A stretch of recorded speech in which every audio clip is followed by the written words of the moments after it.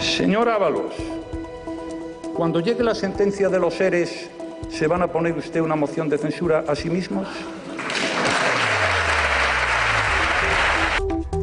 Buenas noches. Ya ha llegado el día que anunciaba Mariano Rajoy. Este mediodía hemos conocido la sentencia del mayor caso de corrupción de la historia de España y que salpica directamente al Partido Socialista y que nació en el seno del grupo en Andalucía. Más de un año ha pasado ya desde esas declaraciones del expresidente del Gobierno durante la moción de censura que le desbancó de la silla presidencial por el caso Gürtel. Ahora el Partido Socialista, más concretamente Pedro Sánchez, se encuentra en la misma encrucijada, pero no se crean ustedes que va a sufrir algo similar o que se le va a complicar la formación del gobierno. La izquierda se tapa sus trapos sucios entre sí. Prueba de ello es la reacción de Pablo Iglesias, que evitó criticar directamente a aquel que le va a dar una sillita en el gobierno y ataca al bipartidismo. Decía el líder morado en la época marianista que no se podía soportar a los delincuentes en los mandos del gobierno, pero ya lo saben, ahora que sea lo que sea por el asiento. Hoy todos los medios de comunicación callan, al igual que la izquierda sus vergüenzas. Pedro Sánchez ni siquiera da la cara y queda probada la telaraña socialista por la que se beneficiaron millonariamente solo unos pocos.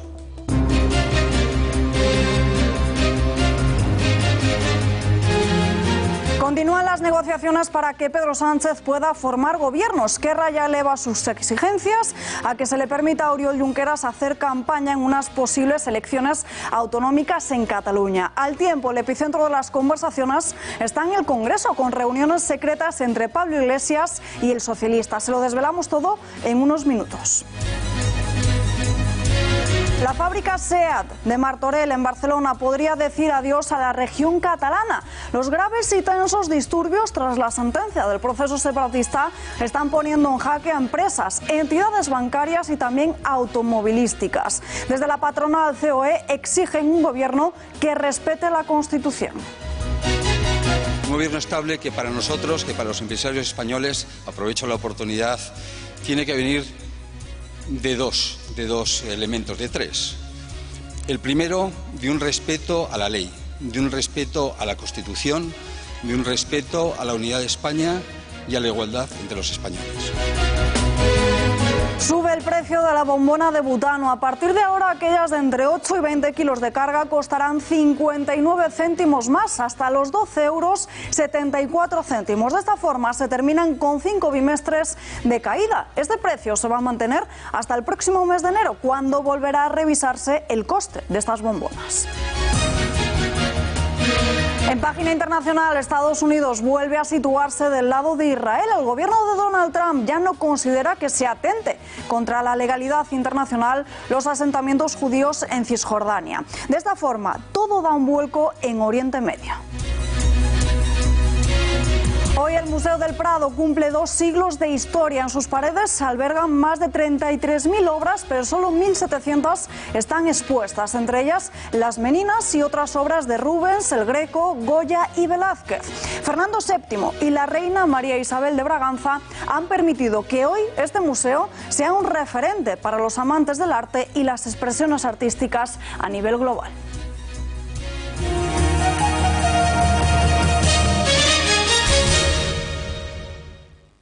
No es, por tanto, un caso del Partido Socialista, sino de antiguos responsables públicos de la Junta de Andalucía.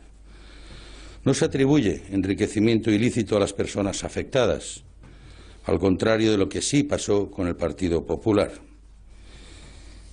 Y finalmente, el Partido Socialista nunca trató de ocultar este caso, ni arremetió contra los jueces, ni trató de comprar el silencio de ningún inculpado, como sí hizo el Partido Popular, y desde luego no destruyó ninguna de las pruebas que pudieran afectar a este caso.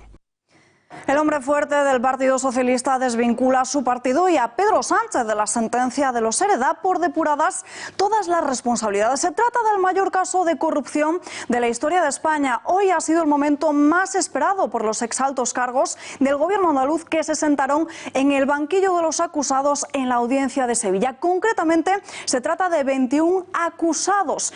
Exactamente 2 expresidentes, 7 exconsejeros, 2 exviceconsejeros y otros altos cargos. Esta sentencia es el resultado de 5 años de instrucción y de 152 sesiones de juicio. Para que se haga una idea de esta macrocausa, el documento final del fallo consta de 1.700 folios. En toda esta trama corrupta, que arrancó hace ya 20 años, se han defraudado más de 650 millones de euros, cerca de unos 680, pero no todos ellos han resultado condenados, porque hay 2 que se han librado y han sido absueltos, por lo que hay solo 19 de los acusados que finalmente han sido condenados. Sobre la 1:30 de este mediodía se les ha notificado esa sentencia. Vamos a repasar las penas a las caras más conocidas de este caso corrupto. Nos referimos a Manuel Chaves, a José Antonio Griñán, a José Antonio Viera, Gaspar Zarrías, Magdalena Álvarez y también a Francisco Guerrero. Comenzamos por Chaves. Él estuvo al frente de la Junta de Andalucía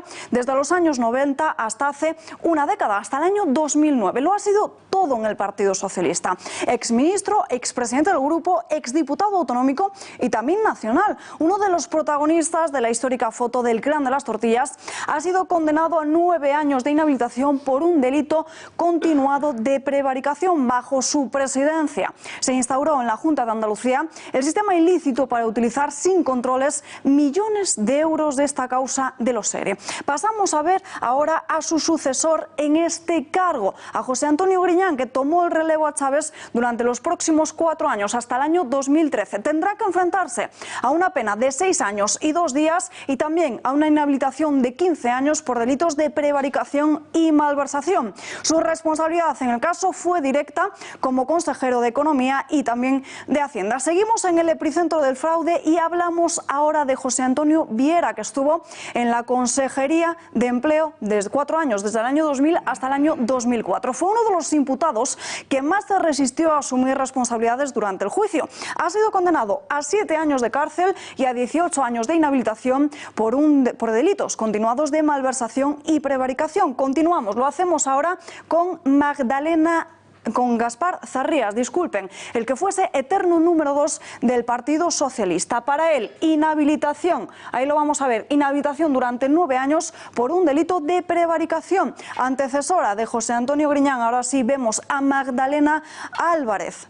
Sí, ahí la ven, estuvo en la Consejería de Economía y Hacienda desde el año 1994 hasta el año 2004. Ha sido condenada a inhabilitación durante 9 años y también por un delito de prevaricación. Y terminamos con la mayor de las penas. Nos pasamos ahora a hablar de Francisco Javier Guerrero, el exdirector general de Trabajo durante 9 años. Francisco Guerrero, como decimos, 7 años de cárcel, 11 meses y 1 día de prisión y también 19 años de inhabilitación por los delitos de prevaricación y malversación de caudales públicas. Esta pena más alta también la comparte Antonio Fernández, que fue consejero desde el año 2004 a 2010, en los años más duros del escándalo.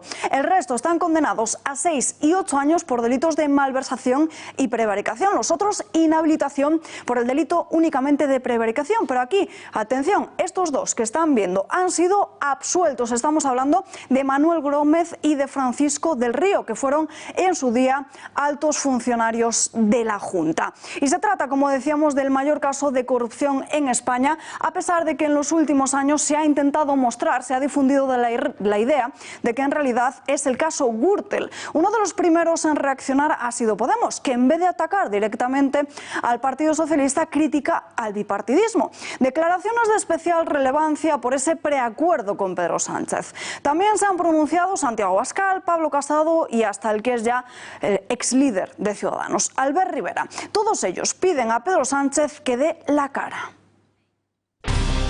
Una sentencia contundente ha provocado reacciones también rotundas de los partidos políticos. Desde el PP no están dispuestos a tolerar que Pedro Sánchez siga siendo presidente. Si el señor Sánchez no asume hoy responsabilidades políticas por el robo del dinero destinado a los parados andaluces, el señor Sánchez está inhabilitado para seguir siendo presidente, ni siquiera en funciones del Gobierno de España. Y también de ese mismo partido, Juanma Moreno, el actual presidente de la Junta de Andalucía, ha manifestado que hoy es un día triste. Pero al mismo tiempo es un paso atrás en la imagen de la política, de los políticos y de la gestión pública.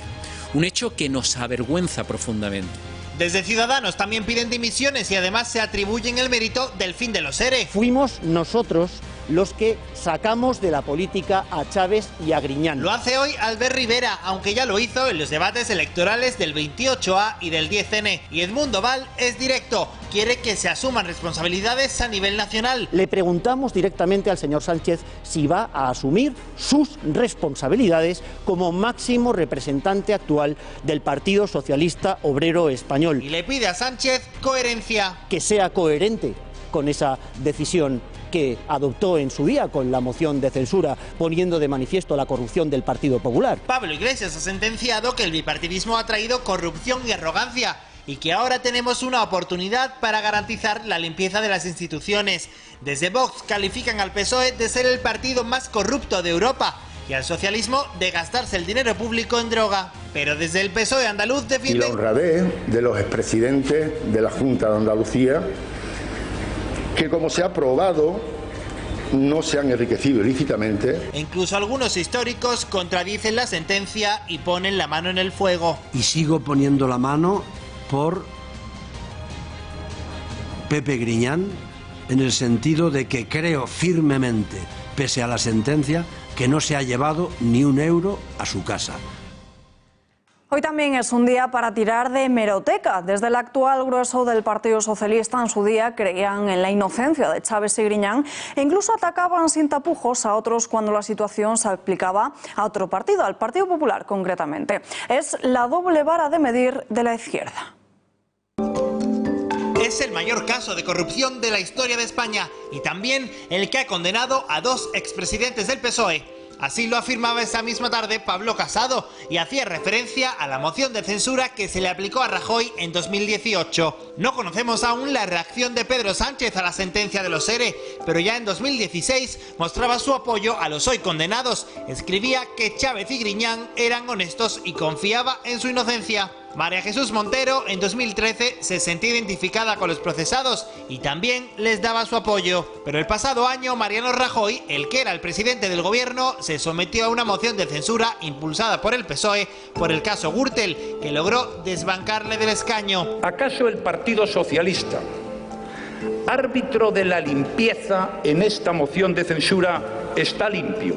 Ahí ya él les preguntó si harían lo mismo cuando les llegase la hora de los ERE.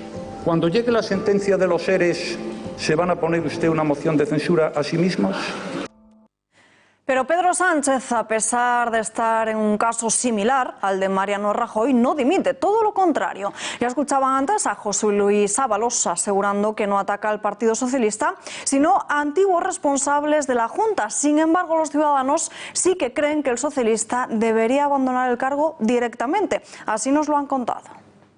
Pues muy bien, que lo espero, que los tengan que meter directamente ya a la cárcel, como han hecho con los catalanes. Vergonzoso. A ver si se dan cuenta y dimiten, que es lo que deberían hacer, por vergüenza, por moral. Lo único que tienen es soberbia y ansias de poder. Un poco simple, la verdad. Un poco simple, pero bueno, si es lo que han dicho los jueces, no hay nada más que hablar. Poco. Es poco. Algo más tenía que ser, pero bueno, es lo que hay, es lo que toca. Tenían que dimitir todos, porque son unos ineptos. Pues hombre, que tome nota de lo que hizo el presidente anterior. A lo mejor aprende algo, digo yo. Sí, claro, pero eso es impensable en nuestro país. Por supuesto. Yo creo que hay que dimitir por muchas cosas, no solo por eso. Por tantas que una más. Creo que debería dimitir Sánchez.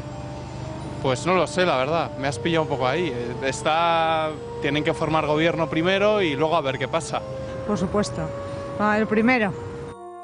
Lo analizamos en nuestra sección de tribunales con Carlos Verbel, director de Confilegal. Carlos, muy buenas noches. Hola, Alba, buenas noches. Bueno, hoy por fin hemos conocido esa sentencia de los ERE y hay una duda que ha resultado mucho en todo el día a muchas personas. ¿Por qué Griñán ha sido condenado a penas de cárcel y Chaves no?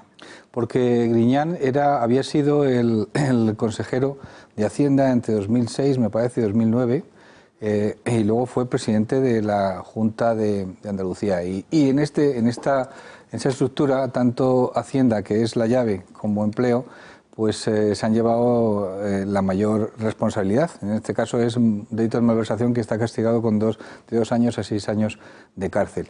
Mientras que el expresidente Chaves, también vicepresidente del Gobierno de España, no lo olvidemos, con Rodríguez Zapatero, él ha sido condenado a 11 años, me lo recuerdo, un delito de prevaricación administrativa. No conlleva cárcel de ningún tipo.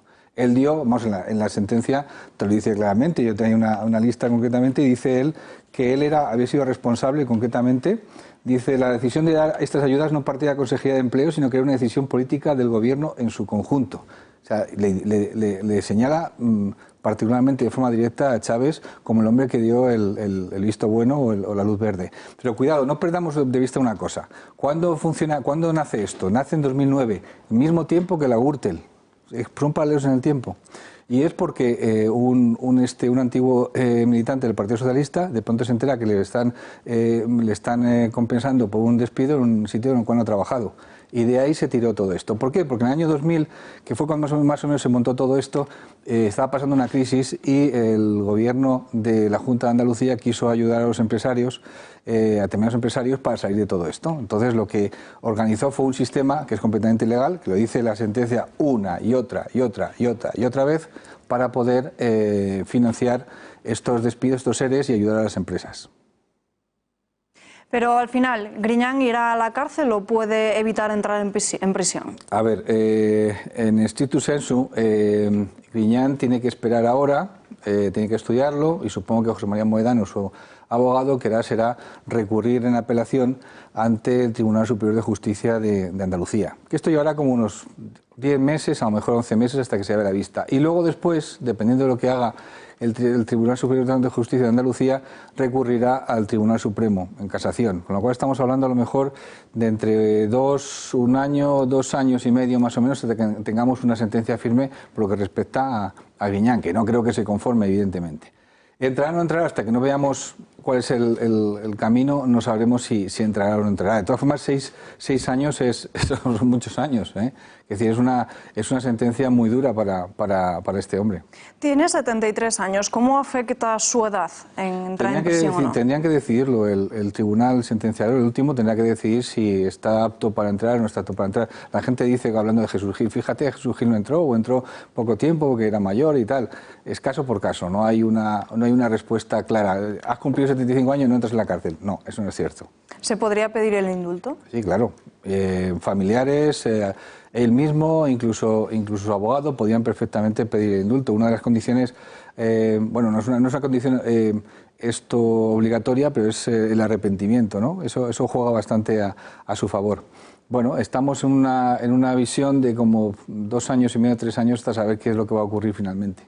Bueno, finalmente no se ha filtrado nada a los medios de comunicación, algo muy diferente a lo que ocurrió con el separatismo. Bueno, no se ha filtrado nada, y aparte hay que decir que el Gabinete de Comunicación del Consejo General del Poder Judicial de Andalucía ha funcionado muy bien.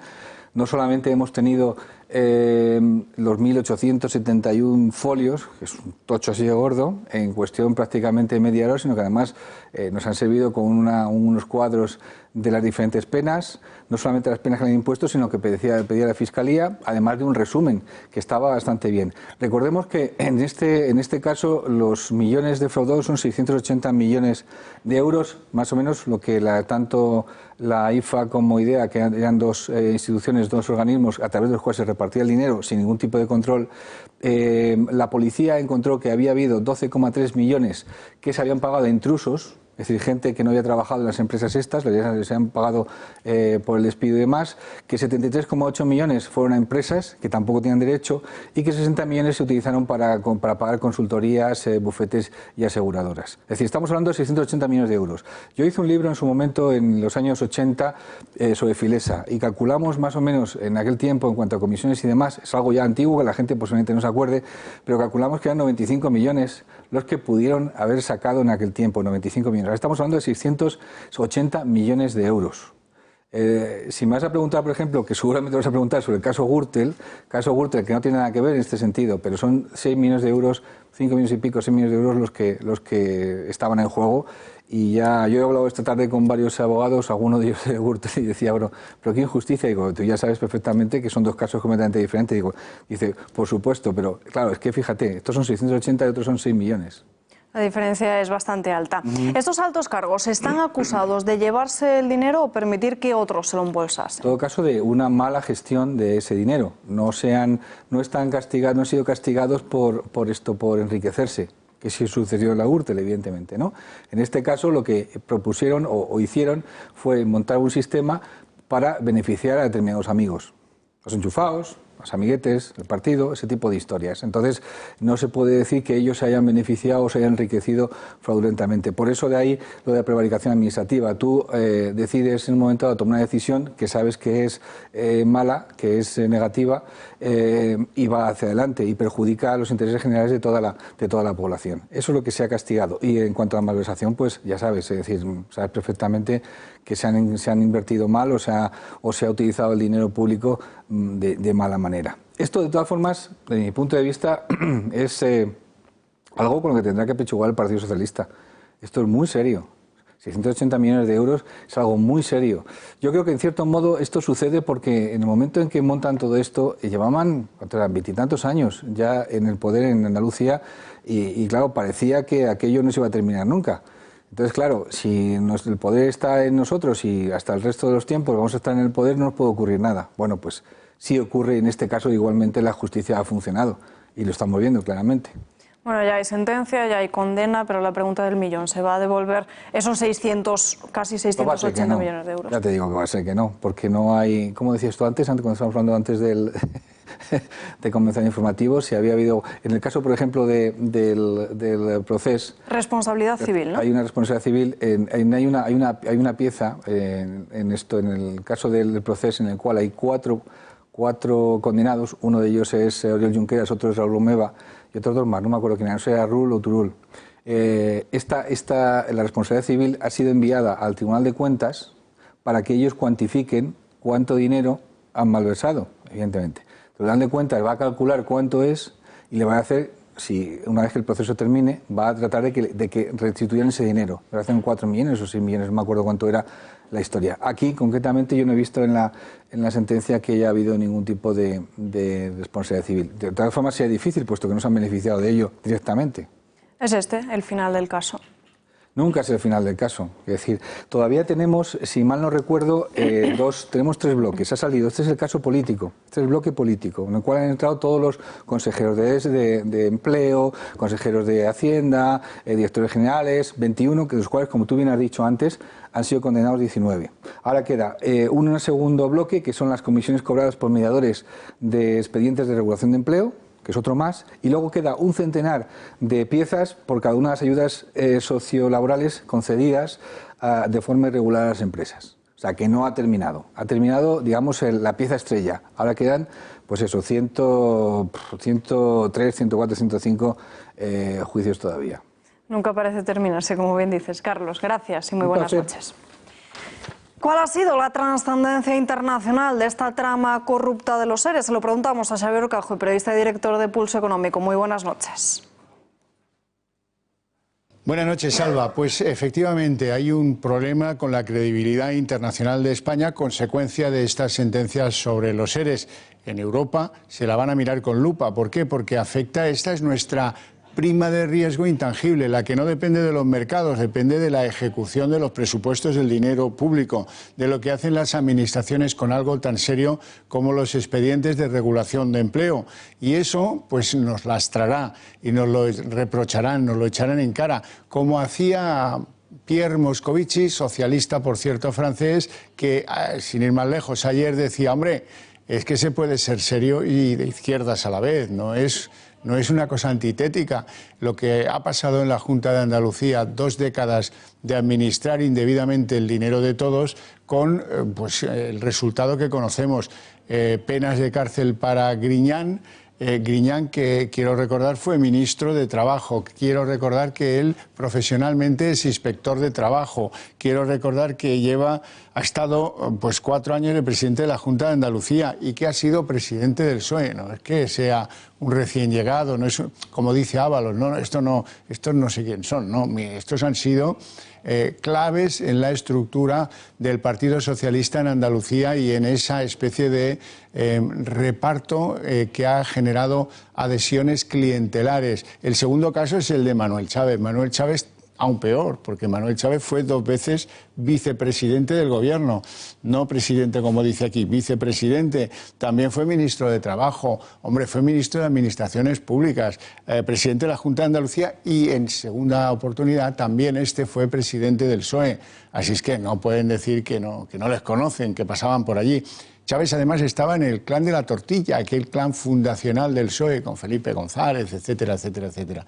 Y el tercero de los casos que también nos afecta a la credibilidad internacional de España, es el de Madalena Álvarez, ministra de Fomento, ya la recordarán, pero sobre todo vicepresidenta del Banco Europeo de Inversiones. Cobraba un pastizal por estar ahí, es un cargo de designación, tenía una vicepresidencia porque a España le correspondía. Claro, si esta señora fue incapaz y por ello ha sido inhabilitada 9 años para cargo público de gestionar un presupuesto que es dinero de todos, destinado a ayudar a aquellos que no pueden continuar en las empresas y que se acogen a un ERE, pues entonces la credibilidad de España, el riesgo país de nuestra querida España se eleva a niveles pues absolutamente cósmicos. Y seguro, porque enemigos no faltarán, que nos lo reprochan en el futuro. Gracias, Xavier, y muy buenas noches. Hablamos ahora de la formación de gobierno. Además de la mesa de diálogo político para Cataluña, Esquerra tiene otra reivindicación para apoyar al socialismo en una posible investidura. Las filas republicanas quieren hacerse con el control de la Generalitat y para ello saben que tienen que desbancar a Quim Torra y, por tanto, a Junts per Cat. El juicio al dirigente autonómico quedó ayer visto para sentencia y en el caso de que sea inhabilitado, la presidencia pasaría a asumirla Per Aragonés y se activaría el adelanto electoral.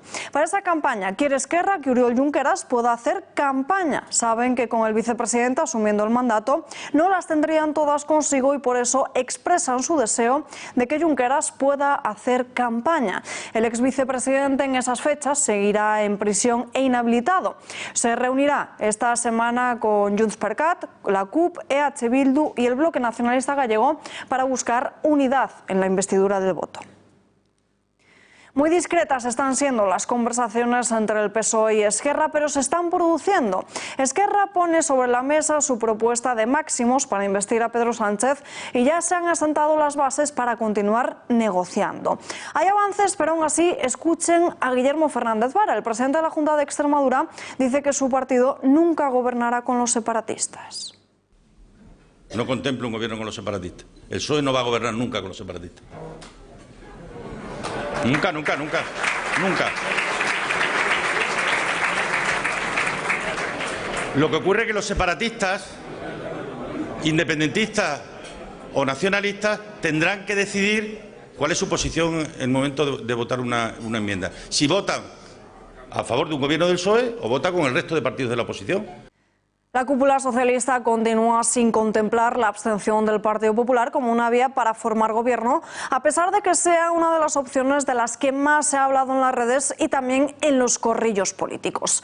Casi 10 días después de las elecciones, Sánchez no ha llamado todavía a Pablo Casado. El dirigente popular sí que levantó el teléfono este domingo. En el PP quieren que esa conversación se produzca, pero antes avisan, si quieren pactar, que rompan con los morados previamente.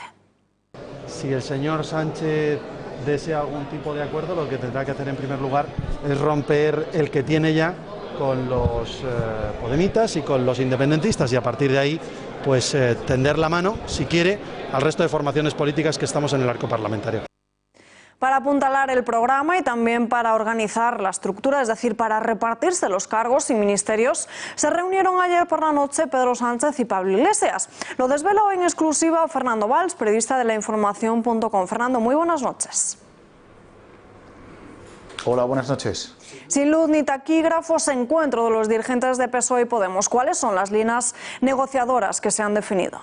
Bueno, pues esencialmente se está hablando de tres cosas. Una es la negociación que se tiene que encarar con Cataluña. Recordemos que PSOE y Podemos necesitan la abstención de RC para lograr la investidura y eso se está definiendo ahora mismo. También se está definiendo la política económica, es decir, qué impuestos se suben, se deroga o no la reforma laboral, se sube o no el salario mínimo interprofesional. Todo eso se está hablando ahora. Y por supuesto se está hablando de cargos, de ministerios, además de los ya confirmadas vicepresidencias, política o social para Pablo Iglesias y económica para Nadia Calviño. Hay que definir el resto de departamentos. Se está produciendo todo en el más absoluto secreto. ¿Qué es lo que queda por definir? Bueno, pues esencialmente quedan por definir estas cosas, pero es muy importante cómo se está abordando todo, sin luz ni taquígrafos, como me dices, y es que los dos dirigentes de PSOE y Unidas Podemos aprendieron mucho de la negociación frustrada de julio. Recordemos que esos contactos prácticamente nos los radiaron y acabaron frustrados. Esta vez poca gente maneja información y no se está filtrando nada. Cuentas que Sánchez e Iglesias negocian directamente, sin intermediarios y que se conoce muy poco. ¿Sabemos si se ha hablado de nombres y de si se ha descartado alguno de ellos? Sí, pues se está hablando de algunos nombres y se están manejando. Por ejemplo, hay nombres que de Unidas Podemos que se están manejando, por ejemplo el de Yolanda Díaz para el Ministerio de Trabajo, también se habla de Juancho López de Uralde para algún departamento y en el caso del PSOE también hay fijos. Son los casos, por ejemplo, de Carmen Calvo, que se da por segura que continúe, o de Margarita Robles, una persona muy cercana a Pedro Sánchez, que probablemente también continúe. Se plantea la investidura para diciembre, pero todavía queda por conquistar a los separatistas. Hay conversaciones también secretas con Esquerra. Bueno, con Esquerra hay dos vías abiertas. La primera la lleva Adriana Lastra con el portavoz de Esquerra en el Congreso, que es Gabriel Rufián, y hay otra vía muy interesante que se abrió, o se continuó, mejor dicho, anoche en una cena de los empresarios catalanes y en la que estuvo Calviño, la ministra, la futura vicepresidenta económica. Ella ha comenzado con una serie de contactos con el vicepresidente Pere Aragonés y probablemente esa segunda vía también fructifique y vaya avanzando en los próximos días. ¿Cómo va a afectar esto al Partido Socialista? Bueno, pues evidentemente un gobierno de coalición va a crear tensiones internas. Tendrán que pronunciarse los varones, tendrá que pronunciarse la militancia en los próximos días, pero Sánchez va a tener complicado de explicar este gobierno de coalición. Aún así no le queda otra a Pedro Sánchez y es lo que probablemente veremos en los próximos días, tensiones internas, a ver las haylas y se evidenciarán. Fernando Valls, gracias y muy buenas noches. Gracias a vosotros y buenas noches. Nos vamos ahora hasta Cataluña porque todos los disturbios y altercados surgidos tras la sentencia del golpismo separatista está perjudicando a la región, sobre todo un profundo varapalo a la economía y al turismo. CaixaBank advierte del peligro que supone para el sector económico el ambiente de tensión y de violencia. Estas situaciones de tensión política y social no son positivas, provocan alteración de la vida diaria y naturalmente afectan a los negocios. Entre todos debemos tratar de que no se prolonguen en el tiempo, porque lo que realmente hace daño a nuestros sistemas socioeconómicos y al sistema empresarial es la cronificación de estas tensiones. Confiamos en el diálogo entre las fuerzas políticas y sociales para evitar que estas situaciones se prolonguen en el tiempo. Mientras sean episodios puntuales, no son positivos de ninguna manera y por tanto deben ser rechazados, pero su incidencia en la economía y en la empresa empieza a ser preocupante cuando se prolongan a lo largo del tiempo. Sector del turismo, sector bancario y varapalo también al automovilístico. SEAT amenaza con parar la fábrica de Martorell si continúa la violencia de las protestas. Luca de Meo, el presidente, ha asegurado que no le quedaría más remedio que cerrar esta planta por prudencia, alegando que dispone de otras por Europa. El máximo dirigente de la firma automovilística ha declarado que sus palabras se enmarcan más bien en un temor que un aviso o una advertencia, pero afirma que los inversores están asustados altercados y que los efectos sobre la confianza empresarial que los altercados han podido originar no son nada buenos. Se ha referido también al episodio vivido en la planta de Martorell el pasado 18 de octubre, cuando la compañía tuvo que parar la producción de la planta debido a las afectaciones en la circulación de vehículos provocadas por esa marcha independentista durante la jornada de huelga. Hablamos ya con Carlos Rivadulla, presidente de Empresarios de Cataluña. Señor Rivadulla, muy buenas noches. Muy buenas noches y muchas gracias. ¿Podemos temer una huida de SEAT? Tesla descartó Cataluña para su nueva planta en esa selección final. No lo sé, realmente no lo sé. Espero que no, evidentemente. Nosotros lo que venimos, digamos, alertando desde hace 5 años es justamente de esto, de la paulatina decadencia del problema que tenemos si, como se ha dicho hace un momento, se cronifica. ¿En qué momento, y esa es la cuestión, las cosas se cronifican? Cuando la suma de muchos factores y de muchos, digamos, incidentes se convierte en algo grave. Ese es el problema. El problema justamente es encontrarnos con una desconfianza por parte de los inversores, de los empresarios catalanes, del resto de España, internacionales, con respecto a Cataluña, como un punto, como un territorio conflictivo, problemático. Ese es nuestro gran, digamos, el gran problema que tenemos y eso es lo que tendremos que evitar desde ya. ¿Se tienen que tomar medidas urgentes para acabar con la incertidumbre y la inseguridad de estos últimos meses? Hombre, lo que parece bastante claro, ya desde un punto de vista de orden público, y aquí yo soy, digamos, respetuoso con las competencias de cada administración, tampoco nos ocupa ni es nuestro, pero lo que está claro, y yendo a un caso muy concreto, es que no se puede consentir que haya una acampada ilegal en medio de Barcelona. Y eso es un ejemplo del problema de orden público que tenemos en Cataluña.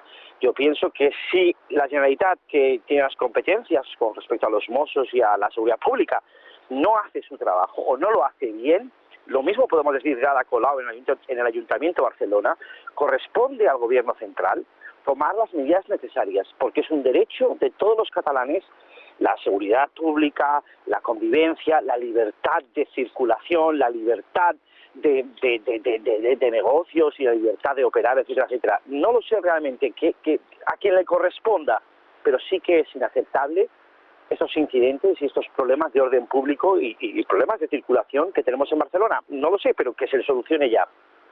¿Qué sensación tienen empresarios de Cataluña con ese gobierno entre Podemos y Partido Socialista para Cataluña? Nosotros, como una asociación que nace en 2014, para agrupar y dar voz a los empresarios constitucionalistas, pensamos que es muy peligroso ese equilibrio, porque Podemos y Común, sus socios aquí en Cataluña, Ada Colau, Jaume Asens, han sido cómplices, cuando no condescendientes, con el separatismo. Hasta hace poco el señor Asens decía que esto de las protestas, oye, que había que aceptarlo y que no pasaba nada. Eso es absolutamente criticable y eso es inaceptable. Para nosotros es un pacto, un equilibrio muy peligroso y desde luego no es el nuestro. Nosotros pensamos que la estabilidad que necesita España, también para una parte de España que es Cataluña, pasaría por un acuerdo, un pacto de Estado entre PSOE, PP y Ciudadanos. Para nosotros eso conduce a la estabilidad y a la seguridad jurídica. Pues Carlos Rivadulla, muchísimas gracias por atender nuestra llamada. Muy buenas noches. A vosotros, gracias. La Caixa eleva su obra social en la Comunidad de Madrid con un presupuesto de 67 millones de euros en el año 2019. La presidenta de la Comunidad de Madrid, Isabel Díaz Ayuso, y el presidente de la Fundación Bancaria, Isidro Fainé, han firmado en Madrid un acuerdo que contempla la colaboración entre estas dos instituciones en materia de acción social y cultural para este ejercicio. Con este acuerdo se va a mejorar las condiciones de vida de la infancia más vulnerable, de las personas mayores y de los colectivos con necesidades especiales por estar afectados por enfermedades, así como también la contribución al bienestar de las personas con discapacidad o en riesgo de exclusión. Algunos de los proyectos prioritarios de la entidad son Caixa Proinfancia, que tiene como objetivo luchar contra la pobreza infantil. En el ámbito cultural y educativo, la comunidad y la Fundación Bancaria La Caixa se comprometen a programar exposiciones y conciertos como elemento reforzador de la transmisión de la cultura, que así, como decimos, tendría una amplia también oferta educativa. En cuanto a la investigación, el convenio contempla el desarrollo de un programa de becas para estudiantes universitarios. Sube el precio de la bombona de butano, ahora costará 12,74 €. El precio de la bombona de butano se revisa cada 2 meses y es la primera vez que aumenta en una revisión desde el año 2018. De esta forma se rompe con 10 meses a la baja y estará vigente durante los próximos 2 meses, hasta el tercer martes del mes de enero. Ahí el coste volverá a ser revisado en base a las cotizaciones internacionales. Esta subida de casi un 5% afecta a aquellas bombonas que se usen en las viviendas, es decir, aquellas que tienen una carga de entre 8 y 20 kilos. Este incremento se debe a la subida de la cotización internacional de la materia prima, así como la de los fletes, y también a la depreciación del euro frente al dólar en respecto al bimestre anterior.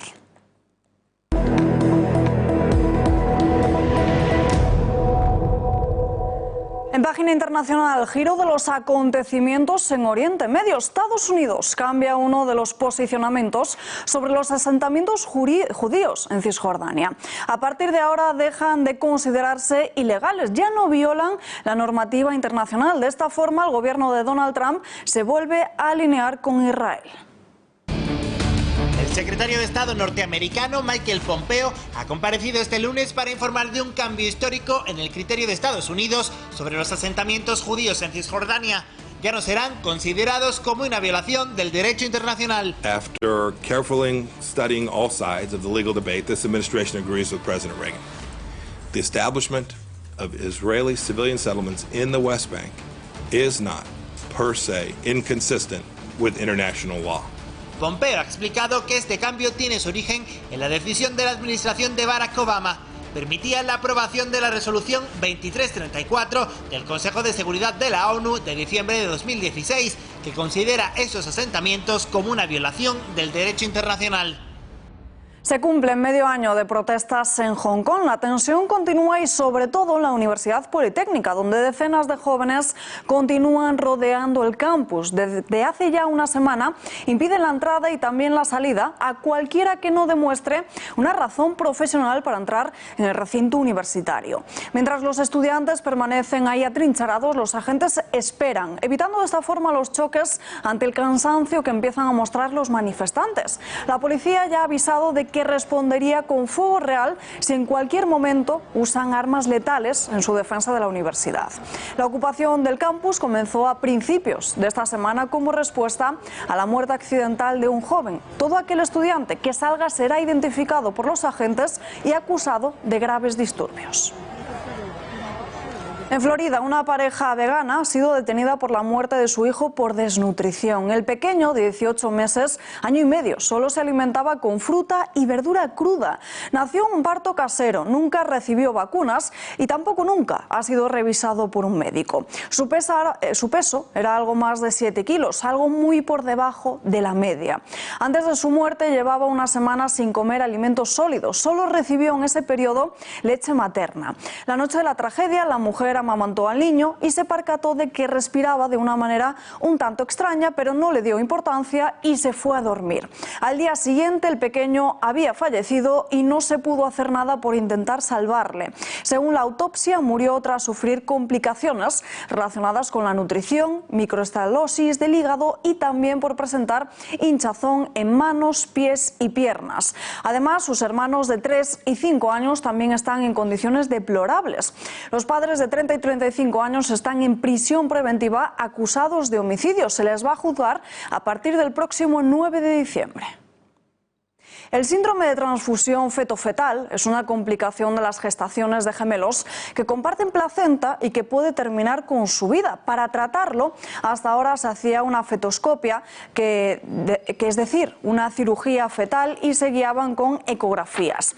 Ahora el caso de Julen y Liam lo cambia todo. Estos dos bebés han sido operados con una técnica pionera en el mundo de la navegación quirúrgica dentro del útero. Una especie de GPS GPS, que consiste en un sistema de planificación y navegación quirúrgica tridimensional para cirugía fetal. Nacieron el pasado 17 de junio tras ser operados de urgencia en el hospital Sant Joan de Déu, en Huesca, cuando se encontraban en la barriga de su madre en la semana 19, 5 meses después de haber nacido.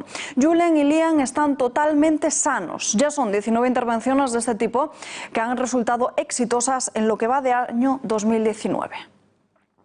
Hace unos días se encontró a un zorro ártico deambulando por las calles de Sevilla. Ya se encuentra en el Zoo de Guillena, donde se espera que se integre sin ningún tipo de problema. La policía de la ciudad andaluza se lo encontró el sábado por la noche y nadie parece tener una explicación de por qué este animal de clima frío nórdico ha aparecido en una de las urbes más calurosas de toda España. Hay quien apuesta por otra opción, que se trata de un animal albino y no uno ártico. De esta forma se explicaría su color blanco y su pelaje por una modificación genética. Emergencia de Sevilla ha difundido estas imágenes en las que se puede ver cómo los agentes dan de beber agua al animal e incluso le acarician sin ningún problema. Las Meninas de Velázquez o el retrato ecuestre de María Luisa de Goya. Estas y otras de Rubens y del Bosco están en el Museo del Prado, que hoy cumple 200 años. 2 siglos llenos de historia, entre sus paredes 8.000 pinturas y 9.000 dibujos. También 1 millar de esculturas y 3.500 piezas de artes decorativas. Diseñado en 1785 como gabinete de ciencias naturales por orden de Carlos III, no fue hasta el año 1819 cuando Fernando VII comienza a depositar parte de las colecciones reales que se habían ido conformando desde el siglo XVI, primero con los Austrias y luego con los Borbones. La pintura más antigua data del año 1125, son los 6 murales de la ermita de San Baudelio de Casillas de Berlanga, la capilla sistina del arte mozárabe. Son 6 fragmentos de pintura mural traspasadas a lienzo. Entre las joyas de la Pinoteca destacan, además de las anteriormente mencionadas, cuadros como la Anunciación de Frangélico, el autorretrato de Alberto Durero y las 3 Gracias de Rubens. Consolidado como uno de los más importantes por su prestigio y calidad, el Pozo Alimentación organiza su tercer concurso nacional de cortadores profesionales de jamón. El ganador del concurso ha sido el sevillano afincado en Toledo, Carlos Muñoz. En el segundo lugar ha quedado Javier López y el tercer puesto ha sido para el jerezano Juan Carlos Garrido, quien también ha ganado el galardón de mejor gramaje. El premio de plato creativo ha recaído en el canario Daniel Gómez. En este concurso, que tiene como principal objetivo homenajear al jamón, han participado 9 cortadores procedentes de toda España.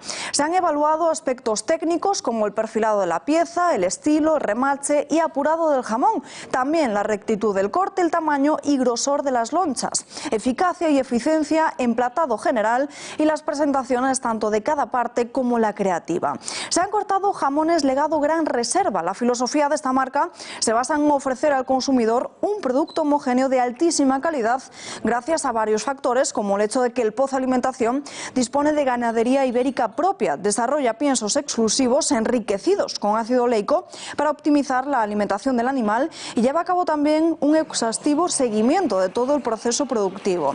En concreto, los jamones legado ibérico tienen un perfil nutricional saludable y cada pieza es única, pero todas ellas tienen la misma calidad. Para que se pongan a la venta. Y nosotros nos despedimos ya, no hay tiempo para más, pero les dejamos como siempre con Tiempos Modernos y después El Gato al Agua. Gracias por acompañarnos y muy buenas noches.